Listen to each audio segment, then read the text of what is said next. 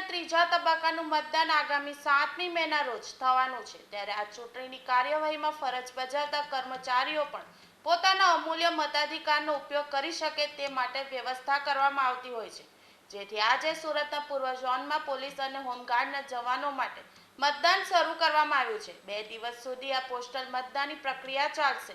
સુરતના પોલીસ કર્મચારી અને સરકારી કર્મચારીઓ માટે મતદાન ચાલી રહ્યું છે। પોલીસ કર્મચારી, હોમગાર્ડ, ટીઆરબીના જવાનો મતદાન કરવા પહોંચી રહ્યા છે। બેલેટ પેપરથી મતદાન ચાલી રહ્યું છે। પ્રથમ દિવસે 900 જેટલા સરકારી કર્મચારી મતદાન કરશે।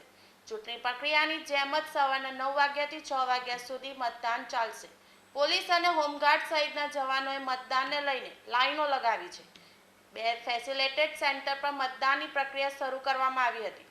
સવારના 9 વાગ્યાથી 2 દિવસ માટે મતદાનનું આયોજન કરવામાં આવ્યું છે। પોસ્ટલ બેલેટ દ્વારા પોલીસ અને હોમગાર્ડના જવાનો માટે મતદાન યોજાયું છે। 2477 જવાનો મતદાન માટે નોંધાયા છે।